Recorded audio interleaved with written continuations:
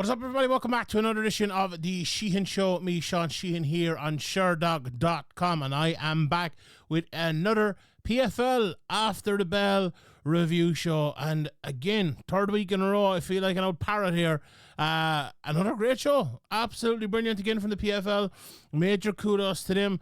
It was funny, I said this was the best card on paper coming in this week, and although I still don't think it was the best card this year because the other two were amazing, it was probably the third best card of the three, but still really, really good with lots of finishes. And you'd probably argue that this is probably the highest level card of the three in terms of technical quality, but again, you couldn't fault it, especially the main card. The undercard, yeah, a bit not as good as the last couple of weeks, but this main card was very, very good as well. And again, maybe a couple of shocks.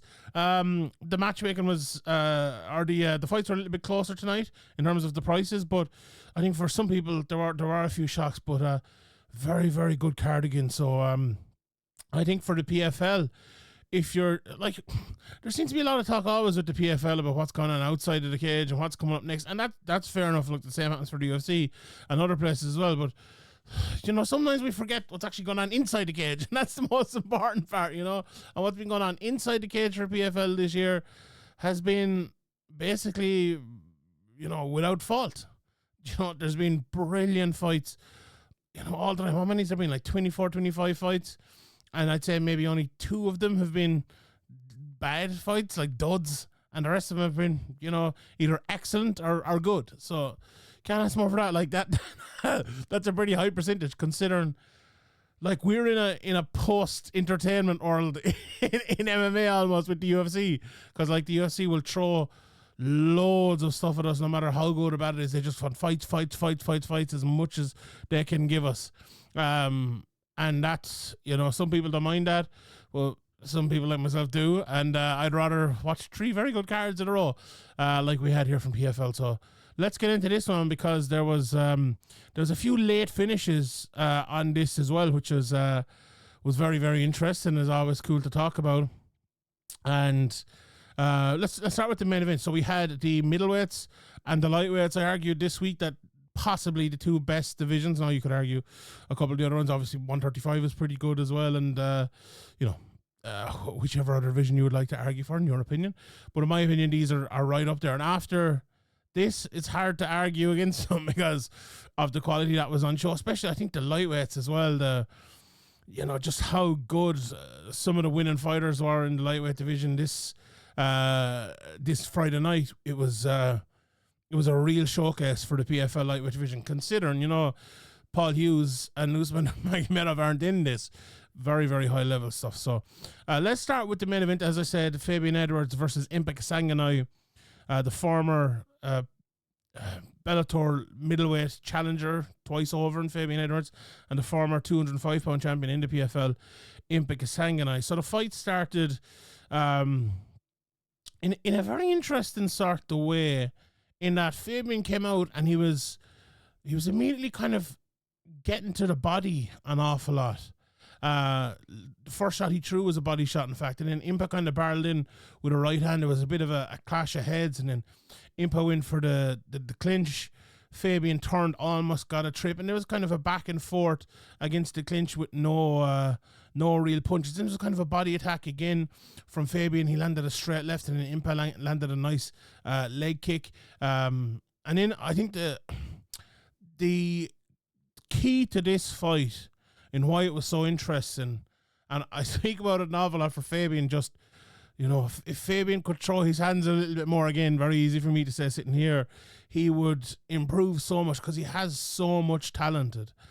He has so much talent. He is so talented. And I feel like the difference in this fight and why it was good and why Fabian was, you know, won in the Inspiler, and in my opinion won the first round as well, is he was not only kind of leading with shots, he was countering very well as well. You know, as I said, on the break, he landed left and then Impa countered back. But then Fabian landed a big counter left. Impa went for a head kick and it landed. Then Impa kind of got a clinch and a turn. But Fabian, lovely elbow on the break. Lovely left hand again. Didn't run for a takedown. It was no good. But then both landed on the break again with those elbows. The commentary kept talking about those elbows, and they were dead right, because they were lovely all the time from Fabian. Now, Impa was doing well as well. He was landing a few shots. he was, it was 50-50 really this round, because both of them seemed to get wobbled a few times, hurt a few times, not in a major way, but in a way that, like, oh, they felt that. Impa started bleeding in it. On the replay, it was a cut from an elbow, one of those beautiful elbows. And then Fabian started picking him on the outside when he saw it. It's almost like the blood turned Fabian into a more cerebral fighter at this stage. Impa landed a hard one late. Both landed in kind of an exchange. And then the round ended. Close, I gave it 10-9 to Edwards. Again, based on the cut, I think that probably swayed it for me towards Edwards. Now, not just the cut. I'm not going full Dominic Cruz here or anything like that. But I think the cut was... it was a damaging shot. It made a difference in the fight, and I think it deserves to be scored. So I believe, because everywhere else was very, very even. Like, you're looking for something to set them apart. That's what the judges do. They look for something to set them apart. Did that cut set them apart? In my opinion, it did. The cutman came in. I think he did a pretty good job. Actually, he wasn't bleeding that much. And then the doctor came in after to look at it, and the doctor was pulling the head off Impa, like taking the cut apart. All the good work that the cutman had done, absolutely atrocious. I've never seen anything like it from a doctor. Now, examine it, touch it a little bit, but he was pulling this cut apart, making it worse, which was awful. But it didn't really play a part after that much. So the second round did start, and Fabian landed a lovely body kick again. Again, the body work all night probably wasn't as talked about as much as the elbows on the broadcast, but I think it was very, very good as well. Impa landed a nice leg kick. Then Impa landed a hard 1-2, but Fabian landed and kind of wobbled a little bit. Fabian landed, and then Fabian wobbled a little bit after Impa landed a right hand. Fabian landed a nice jab though, and then a front kick, so he kind of got himself straight back in there. I think Fabian showed in this he's a very, very good chin, because he did take a good few shots. Impa right hand, and then the Fabian short elbow again was just brilliant. And then Fabian at this stage in a couple of seconds into the second round, or maybe how long did the second round go? Around halfway, but maybe a minute and a half in, you could see Fabian was picking better straight shots now. And what did that lead to? That led to Impa coming in a little bit. Fabian caught him with the elbow, hurt him with the elbow, backed up a little bit. He landed a straight left, dropped him, and then finished him on the ground. And referee Brian Miner stepped in. Very, very good stoppage to stop it just at the right time, I would say. So good job by Brian Miner, one of the top referees, and again had a good night here tonight. So brilliant performance from Fabian Edwards. As I said, I've been a big believer of Fabian Edwards for years, but over the last while I've had to doubt him a little bit, just because we don't see performances like this often enough. If Fabian Edwards could perform like this, not even produce this, but perform like this, go out and do this every time, Jesus, the world is his oyster. He really is. And people might think I'm overestimating him or whatever, but this guy is really, really good. Really good. The funny to say I overestimate him. I picked against him and picked the bet against him and everything this week, but that's only because he doesn't rise to the occasion often enough. But when he does like this, by God, and I said this on the previous show coming in, when he does rise to an occasion, when he really truly goes for it, there aren't many middleweights in the world better than this guy. This guy is an absolute beast. So kudos to Fabian Edwards. Go out and do it again. Go out and do it again, and go out and do it again. Keep doing this. This is the way now Fabian Edwards should fight for the rest of his career. This should be the turning point. He shouldn't look at this now and go, I got to win. Let's go out and fight technical again. No. Right, fight as technical as you want, but fight to kill, fight to hurt, fight to do to Impa Sanganai what a Darren Elkins would do, or a Rory McDonald back in the day. You need to become more of a, he's a very good cerebral fighter, right? Cerebral is a different thing. He needs to get that killer instinct. He really, really, really does, and he had it tonight, and if he can keep doing that again, the world is his oyster. A good win for the UK there. In the co-main event, though, it wasn't a great night for the UK, as there wasn't much of a breakdown for this one. Mark Casey got knocked out by Gadzi Rabadanov in, I believe, 32 seconds. Is that right? Yeah, 32 seconds of round number one.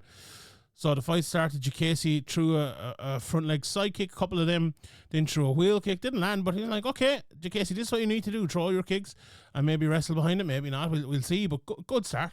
Good set out your stall for Jacasey here.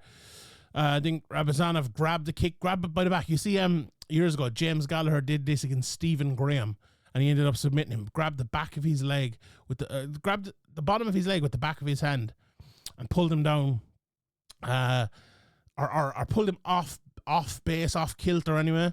Threw a left hand, that left hook I talked about in the previous show that we always talk about. Did he land it? On the replay, it looked like it didn't land. I don't know. I'm still not 100% sure if it landed or not. It didn't hurt him badly anyway. If it did anything, it just kind of put him down more. But Rabadanov threw a load of shots here, maybe 8, 9, 10 shots.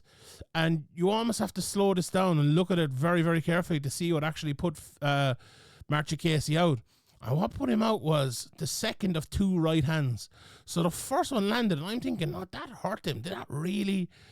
Was that the one that put him out? Because, like, he was out at the end of this. And then, on that same angle, there was another right hand thrown, and then you couldn't really see it, but then they kind of turned around, and he was out. And then they showed a third angle, and you could see the second right hand, and that right hand was a bullet hook from the top, as Marty Casey had his back on the ground after taking one right hand, after taking maybe a left, and he put him sound to sleep with that, like me in about 15 minutes here, sound asleep with that right hand, the second of 2 on the ground. Nasty, violent stuff here from Gadzhi Rabadanov. And, you know, penny for the thoughts of Marty Casey after coming out of the UFC, you know, on a pretty good record and coming to PFL, having a tough fight outside of the tournament, and now going into the tournament, losing in the first round. Obviously a big decision for him to come over to the PFL, and it's gone up in smoke in 32 seconds here. So very, very, very tough loss. Look, he got the tough side of the draw. Rabadanov is, Jesus, what a fighter Rabadanov is. Like, again, that lightweight division, I spoke about the 2 lads earlier, Nurmagomedov and Hughes.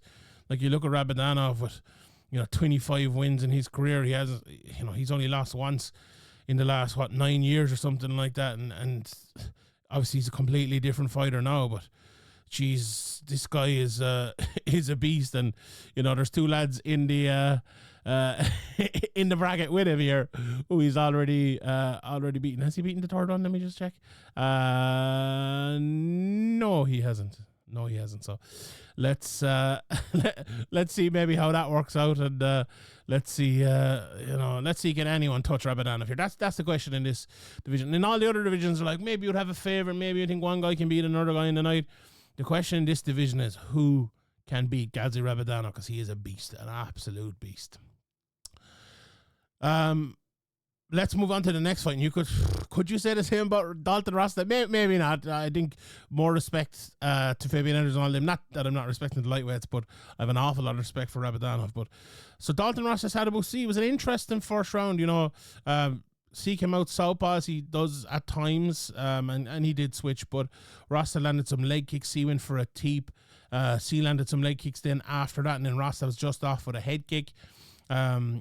C kept showing that left knee, to stop Rasta from wrestling, but Rasta did something very smart. He overthrew his right hand, which got him into the clinch, and then he was immediately working on the takedown, but he couldn't get it, and I think this was kind of predictable against Sadibou C.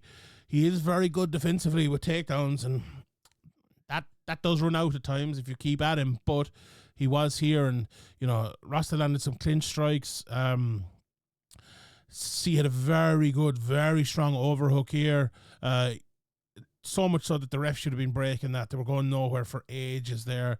Knee hurt C, I think, on the break, and then C.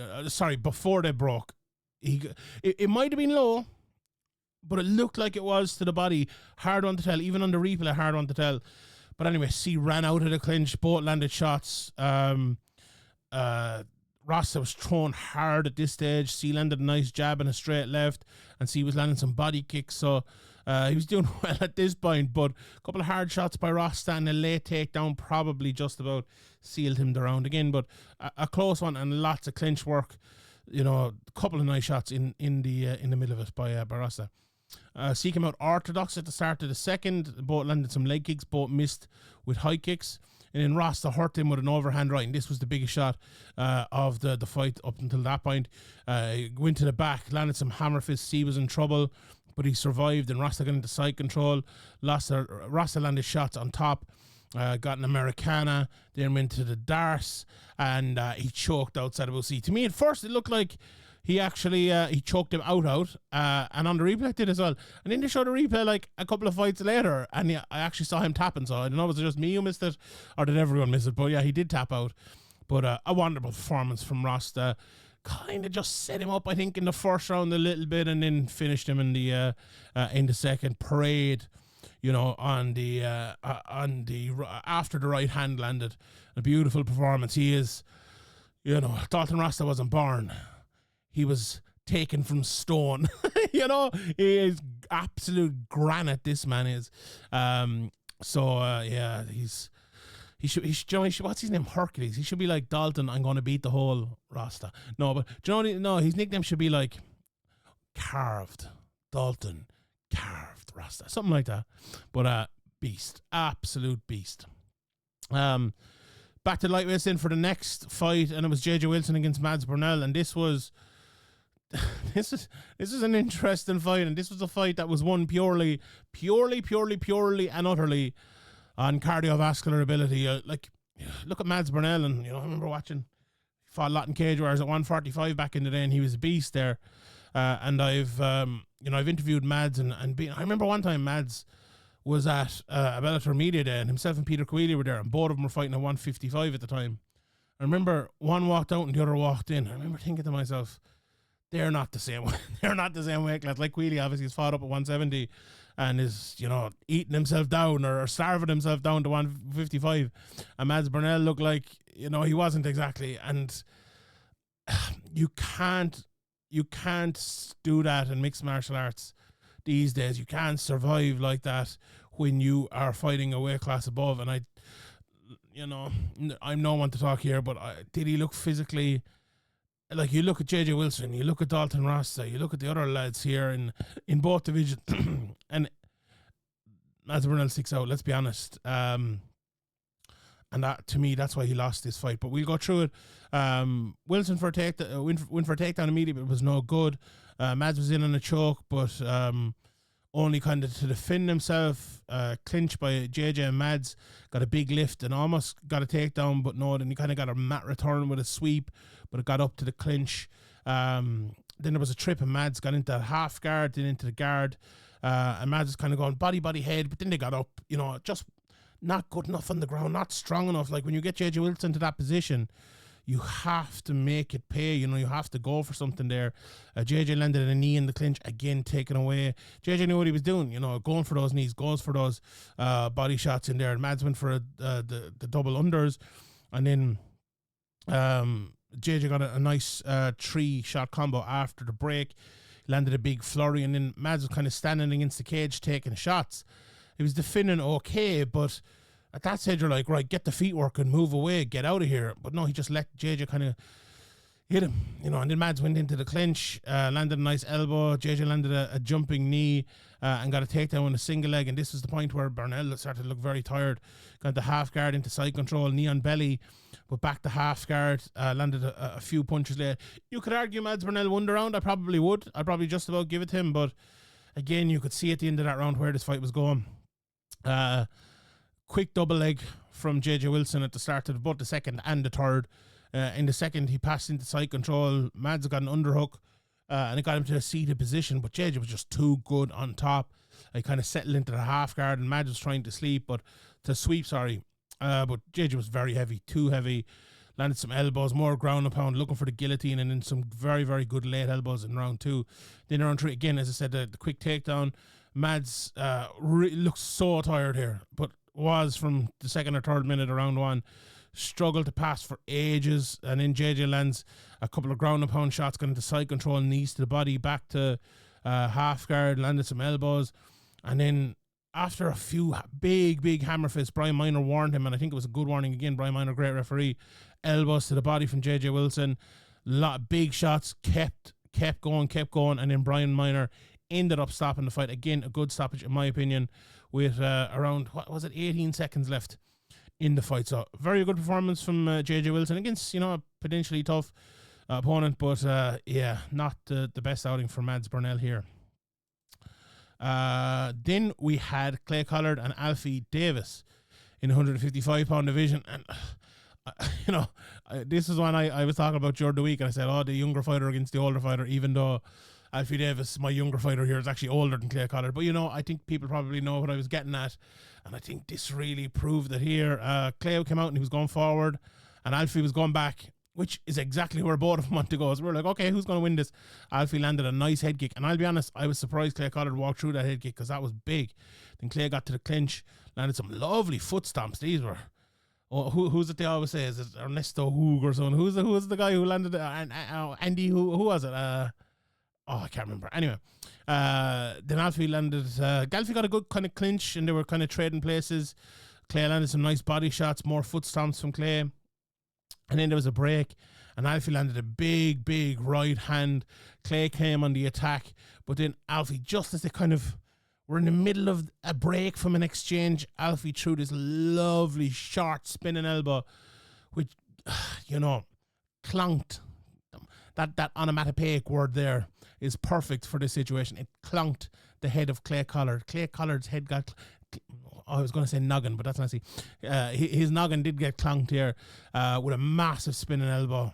He hurt him, and he finished him. Again, I think this was a good stoppage, a good night for the refs. All told, this is Blake Rice. I do think Blake got a little bit on top of him a little bit early, but when he did stop it, it was a good stoppage. Clay Collard not happy about it, but he was out of it. It was a real hard first blow, and a couple that came after it. You always know, and there was which was the other fight like this? I don't know. Maybe I was watching another fight today, but I was watching another fight today where something like this happened, and they stand up and they walk in the opposite direction. They don't look at their opponent or look at the ref. And Collard did that here for a second, and that's a good tell. When you know it's a good stoppage. So that was that fight. And then we had Mike Shipman against Joshua Silveira. I predicted this to be the closest fight of the night. And do you know what? I think it probably was. Mike came out striking quick, landed to the body, and Josh head kick was just off. Silveira got into a clinch, but surprisingly enough, Mike Shipman was kind of winning the clinch here early, but then he didn't. And then there was a bit of a break. Mike landed some nice strikes in a blitz. Then he tried a takedown. Again, more clinching, but a lovely elbow from Josh in the clinch. This was actually one of those fights where you wouldn't be too enamored, or you wouldn't be too mad. Enamored is the exact wrong word. Wouldn't be too mad at the clinching because they were doing stuff in it. Josh threw those elbows in the clinch, or the shoulder, sorry. Then they got a break, and Joshua Silveira landed a lovely knee, and Mike landed a left hook, and Shipman was swinging hard, trying his best, landed a couple, but Josh was just eating them. And I actually think this is one of those fights, when we talk about judging or whatever, that if you look at the way that Shipman landed versus the way Silveira ate them, very hard for the judges to score that, because it looked like Shipman was landing these big hard shots, and Silveira was just like, oh no, I'm grand, just walking through them. And that's a conundrum for the judges. Like, do I score the big shot that was thrown, or do I score how much of an effect it had? Well, you kind of have to, I suppose, score the effect. But again, that's probably another 30-minute podcast we could do on that. Remind me, lads. Remind me. But that's kind of the conundrum here, I think. But Muay Thai clinch from Josh Din was really good. He landed a load of knees and an elbow. Went for the gilly, but it was no good there. They went for a ninja choke, and that was tight and helped him get to the back and then to the mount. And then with about 30 seconds left, Josh Silveira attacked with a mounted guillotine. Mike didn't tap though, but it certainly looked like he was going to for the last maybe 19 seconds. That went around for Silveira. I think he was probably just about ahead, but after that, no doubt about it, he won around. In my opinion, Shipman didn't win the second round. He landed some leg kicks. Joshua Silveira landed a nice counter shot, but then a 3-punch combo from Mike kind of took him back ahead, landed a lovely uppercut and then a right hand. Very good start for Shipman in this round. Double hooks by Shipman, then one off of each hand, but a good Josh counter again kind of got him back into it, and then he got into the clinch. Both landed in exchanges. They broke, and another good exchange. After which Shipman got a nice kind of brief takedown. I don't think it was an official takedown, but it was kind of a good icebreaker maybe in the middle of that round, which led to another clinch. Mike got another takedown after the clinch, but landed on bottom. If Silveira had done a lot on top, I think he probably would have taken round, but he didn't. So I think Shipman does take the round. Then the third, you're thinking here, okay, you're after winning the second. The last minute didn't go too bad for you. Shipman now kind of kick on, but it didn't go that way. And I'll tell you what, if this was Josh Silveira a couple of years ago, I think he probably would have lost this fight. I think he has come on. I think he has improved. And he did well in this third round. So Mike went for some leg kicks. Josh was trying to push forward a bit more. Josh landed a nice elbow. Went for a takedown, but it was no good. Then he went for a trip. Nearly lands in the bottom, but he gets on top in the middle, and that was absolutely huge. Shipman was kind of boxing his ears, but then Josh landed on top in guard and landed some good stuff. Mike went for a Kimura, but it was a defensive maneuver more than anything else. Then he let it go. Josh got into half guard, then into mount, went for the arm triangle, but it wasn't there. He kind of got back to half guard, landed some big elbows on top. And landed, I've written in my notes here, did well enough to take the round. So him getting on top kind of took the opportunity from Shipman away from winning it, and then he won the round himself with the last, maybe, I'm not sure, even if it was only 30 seconds, it might have been a tad longer than that. The work he did with elbows and punches on top were enough to win him not just the round, but the fight itself. Won the unanimous decision there. Then we had, this was a very frustrating fight between Vinicius Cincy and Brent Primus. Obviously the well-tenured Brent Primus at this stage against the newcomer Cincy. And I watched a good bit of Cincy coming in. Like, he doesn't have that many knockouts, but he hits hard and he's good jiu-jitsu. And he comes out here fighting orthodox, and he is a switch stance fighter, but he usually fights southpaw. And he did switch pretty quickly, but he switched to throw a high knee again. Against Brent Primus. You're switching to throw a high knee. What did Brent do? He caught him, took him down with a single leg. After a bit of a trip, takes the back, standing body triangle. Since he walked over to his own corner and just defended. Look, he defended well. He defended his hands well. Grabbed the glove maybe a couple of times. Fair play to him, if you're not cheating, you're not trying. Brent was throwing a few shots, trying to kind of open him up. But since he didn't get opened up to the choke, and then Brent was kind of landing hard to the body from the back triangle for a good the body triangle on the back for a good while. 12-6 elbows were very, very nice from Brent, and then he lost the body triangle in the last 5 seconds, but definitely won the round. Right, so you come out to the second, you're thinking, okay, absolutely, the only thing you can't do here is go in and throw that knee again. And what does he do? Body kick, counters with the left hand, flying knee again. Goes in for it. Goes in for a takedown. Gets taken down. I've written in my here like all-time idiot. Like, what are you doing here? Just the worst fight IQ you could possibly have. Primus got into the mount, got back out of it into half guard, and he got the lockdown. Like since he's a good fighter, that's why I'm frustrated here, because he defended well. He tried to sweep him twice. On the second one, he did land on top, did a good job. Primus is still holding onto the back in a 3/4 Nelson, as Randy Couture called it. I had no idea what that was. Then they got up, the flying knee again. Went for a guillotine. On the second flying knee, he went for a guillotine. On the third flying knee, also went for a guillotine. Which again, the two worst things you could do against lads who are trying to take you down: go for a flying knee and go for a guillotine. He did it 4 times in total. Brent got a trip, but he landed on the bottom, and then Brent went for a go-go plata, omoplata, into guard, mission control. But then since he did get on top, and he landed some very, very heavy shots, in my opinion, since he actually took that round with those heavy shots, again, which would make you even more frustrated. Like, you have the ability to win this fight, but no. The third round started since he landed some leg kicks. You're thinking, okay, that's better. Brent landed a nice jab, good exchange, but then the knee again.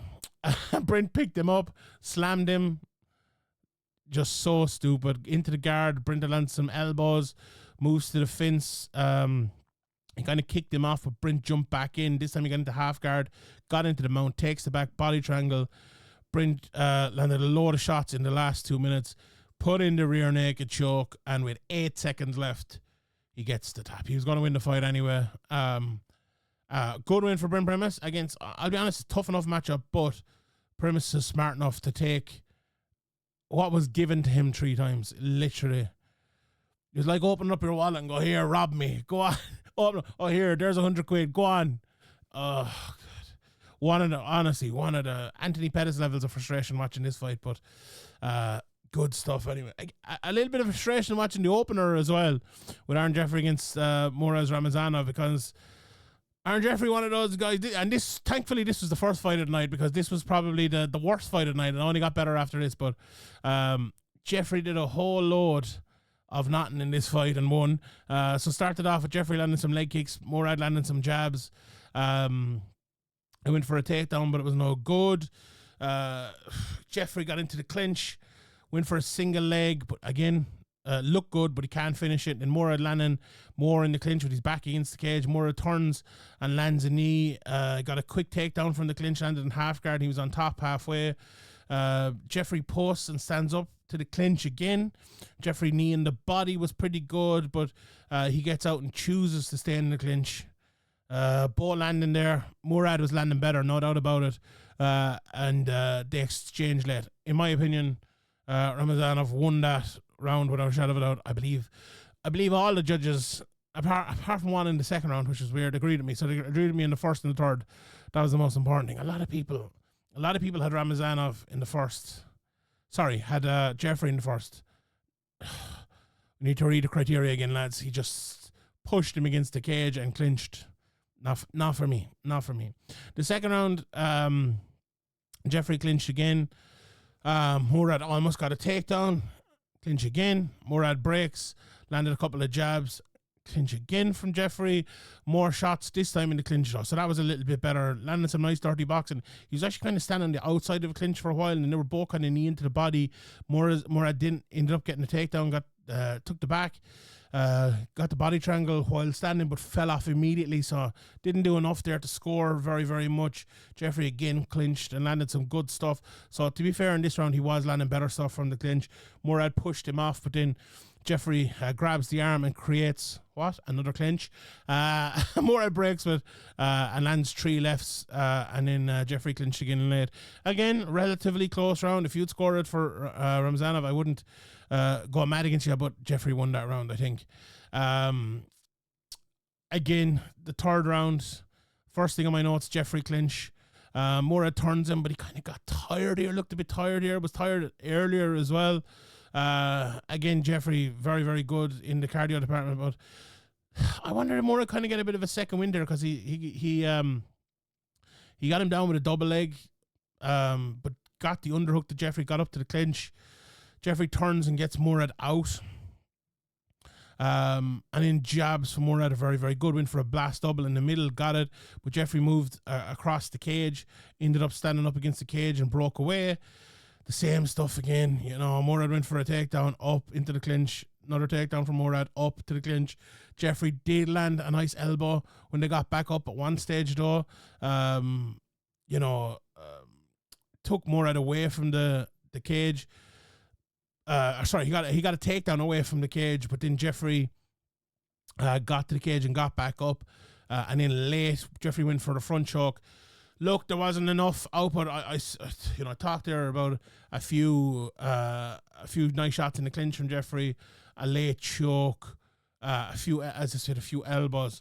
Ramazanov just didn't do enough. He got a few takedowns. He controlled the cage, but it's just not enough. You have to, based on the kind of the little shots that Jeffrey landed, you have to give him that round, as I believe all 3 judges did. So yeah, Jeffrey ended up winning the fight, winning the decision, winning the third round, and getting it. So that was all the fights from the night. What we're left with after that is in the lightweight division, Primus against Davis, Bryn Primus against Alfie Davis, and JJ Wilson against Gadzi Rabadanov. We'll obviously be breaking those fights down when they come, but thinking about it now, that's a very, very interesting fight. Can Davis be worldly wise enough for Primus? Can Wilson's wrestling or anti-wrestling be good enough against Rabadanov? Can he strike and be good enough? We'll see. Then we've Rasta against Jeffrey. Jeffrey actually beat Rasta, and this is a rematch. Very, very interesting to see how this goes. Can Rasta turn this around? And then we have Fabian Edwards against Joshua Silveira. We very well could have Silveira versus Impanai 3 here, or Impa Kasanganai 3 here, but we have a new matchup. Again, an interesting battle for Fabian Edwards. He's fighting a guy now, maybe for one of the first times ever, who's maybe bigger and stronger than him, who's a well-rounded guy who can wrestling is very good on the ground. Very, very interesting matchup. So that is that for today. Thank you very much to everybody for tuning in. I really appreciate it. If you like this, please share it. Please give a like. Please subscribe. And yeah, stay tuned for even more PFL coverage. But from now, that's it from me, Sean Sheehan for Sherdog.com. And I'll see you all next time.